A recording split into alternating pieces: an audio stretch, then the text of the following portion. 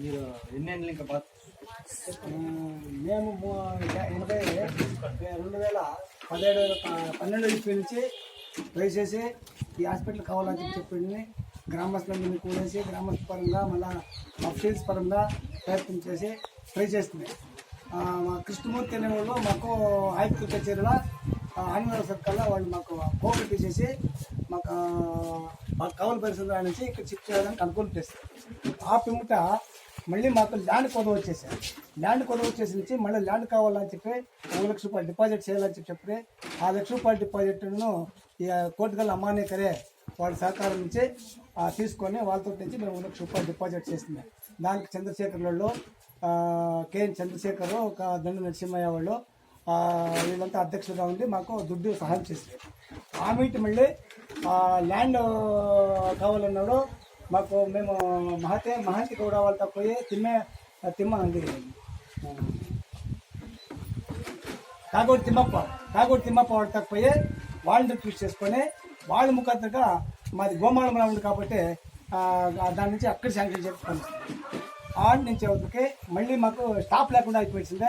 మా స్టాప్ అంతా నేను ఇది వచ్చేసి అది ఎలక్షన్ వచ్చేసి ఆమెట ఇది ఇంద్రానగర్కి మాకు దీని కేసు ఇంద్రానగర్ నుంచి రిలీజ్ కావచ్చు మాకు రావుల పరిస్థితి నుంచి.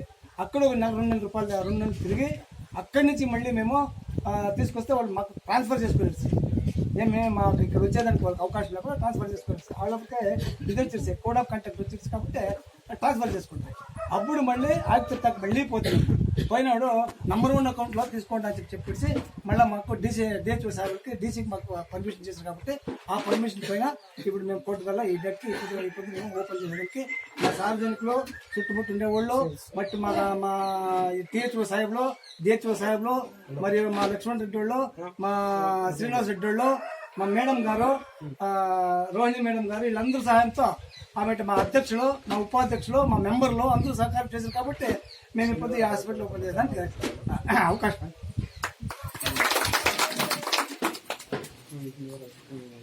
ಇವತ್ತು ಈ ದಿನ ನಾವು ಅಂಬಾಜಿದುರ್ಗ ಹೋಬಳಿ ಕೋಟಗಲ್ ಗ್ರಾಮ ಪಂಚಾಯತ್ ವ್ಯಾಪ್ತಿಯ ಕೇಂದ್ರ ಸ್ಥಾನವಾದ ಕೋಟಗಲ್ನಲ್ಲಿ ಪ್ರಾಥಮಿಕ ಆರೋಗ್ಯ ಕೇಂದ್ರವನ್ನು ಉದ್ಘಾಟನೆ ಮಾಡಿ ಎಲ್ಲ ಜನಪ್ರತಿನಿಧಿಗಳು ಅಧಿಕಾರಿಗಳ ಸಹಕಾರದೊಂದಿಗೆ ಯಶಸ್ವಿಯಾಗಿ ನಡೆದಿದೆ. ಯಾವುದೇ ಲೋಪದೋಷಗಳಿದೆ.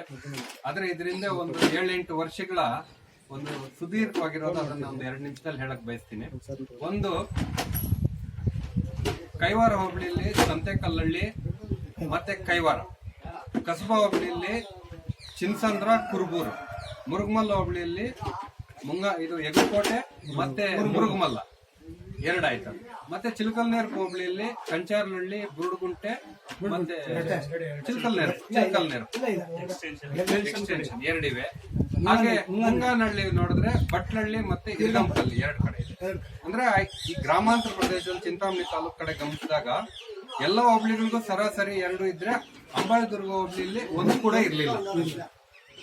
ಈ ಒಂದು ಸಮಸ್ಯೆಯನ್ನ ಅಧಿಕಾರಿಗಳ ಹತ್ರ ಮತ್ತೆ ಜನಪ್ರತಿನಿಧಿಗಳ 2013ರಲ್ಲಿ ಗಮನಕ್ಕೆ ತಂದಾಗ ಸಂಬಂಧಿಸಿದ ಇಲಾಖೆಗಳಿಗೆ ಅಂದಿನ ಜನಪ್ರತಿನಿಧಿಗಳಾದ ಮಾನ್ಯ ಸಭಾಪತಿಗಳು, ಈಗಿನ ಉಪಸಭಾಧ್ಯಕ್ಷರು ಹಾಗೂ ಆಗಿನ ಶಾಸಕರು ಅವರು ಮತ್ತೆ ಹಿಂದಿನ ನಿಕಟ ಪೂರ್ವ MP ಆಗಿದ್ದಂತ KH ಮುನಿಯಪ್ಪನವರು ಸಂಬಂಧಿಸಿದ ಆರೋಗ್ಯ ಇಲಾಖೆಗೆ ಪತ್ರ ಮುಖೇನ ಮತ್ತು ಮೌಖಿಕವಾಗಿ ಸಂಪರ್ಕ ಮಾಡಿದ್ರು.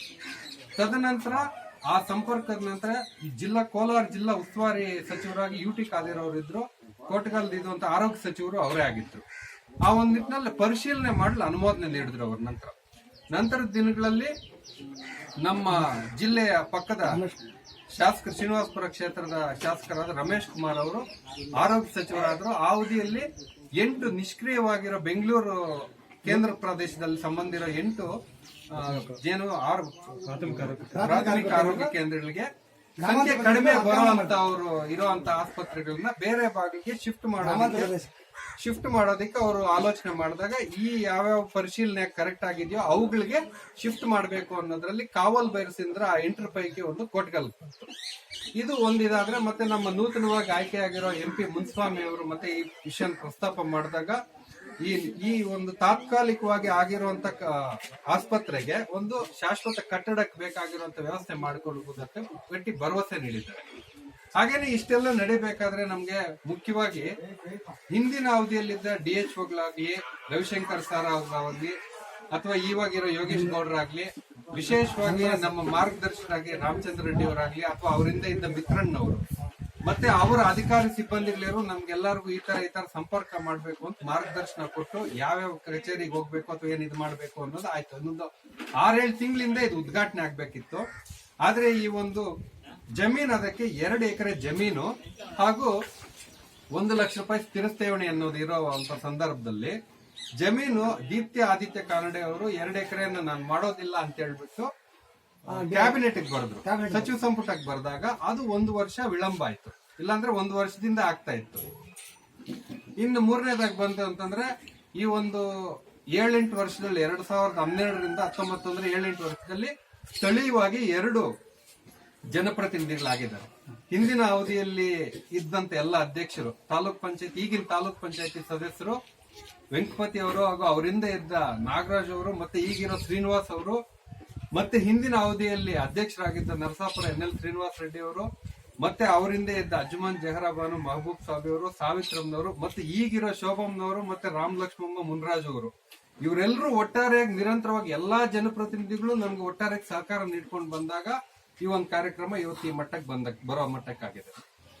ಕೊನೆಯದಾಗಿ ಏನು ಅಂತಂದ್ರೆ, ಯಾವುದೇ ಒಂದು ಮನುಷ್ಯನ ಎಲ್ಲಿ ತುಂಬಾ ವೀಕ್ ಆಗೋದು ಅಂದ್ರೆ ಕಾನೂನು ಮತ್ತೆ ಕಾಯಿಲೆ 2 ಬಂದಾಗ ಗಂಟು ಬರ್ತವೆ.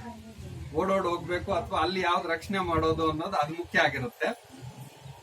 ಆ ವ್ಯವಸ್ಥೆಯಲ್ಲಿ ನಾವು ಕಾನೂನು ಮುಂದೇನು ಎಲ್ಲರೂ ಒಬ್ರೆ ಅಂತಾರೆ, ಕಾಯಿಲೆ ಮುಂದೇನು ಎಬ್ರು ಅಂದ್ರೆ ಸಾವು ಅಂದ್ರೆ ಯಾರಿಗೂ ನಿಲ್ಲೋದಿಲ್ಲ. ಅದೇ ನಿಟ್ಟಿನಲ್ಲಿ ಇವಾಗ ನಮ್ಗೊಂದು ಆಸ್ಪತ್ರೆ ಆಗಿದೆ ಅಂತಂದ್ರೆ ಸ್ಥಳೀಯವಾಗಿ ಇಲ್ಲಿರುವಂತ ಬಡ ಜನರಿಗೆ ಮತ್ತೆ ಹಿಂದುಳಿದ ಜಾತಿಗಳಿಗೆ ಎಲ್ಲರಿಗೂ ಒಂದು ಅನುಕೂಲ ಆಗುತ್ತೆ.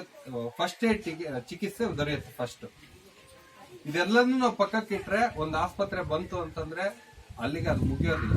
ಯಾಕೆಂದ್ರೆ ಸಮಾಜದಲ್ಲಿ ಒಂದು ವ್ಯವಸ್ಥೆ ಕೆಲಸ ಮಾಡಬೇಕು ಅಂತಂದ್ರೆ ನಿರಂತರವಾಗಿ ಜನರ ಸಂಪರ್ಕ ಮತ್ತೆ ಸಹನೆ, ಸೌಜನ್ಯ 2 ಇರ್ಬೇಕು. ಆ ವ್ಯವಸ್ಥೆನ ಬಳಸ್ಕೋಬೇಕು ಅಂತಂದ್ರೆ ಇವಾಗ ಒಂದು ಆಸ್ಪತ್ರೆಯಲ್ಲ ಹೆಚ್ಚೋ ಕಡಿಮೆ ಆಗಬಹುದು.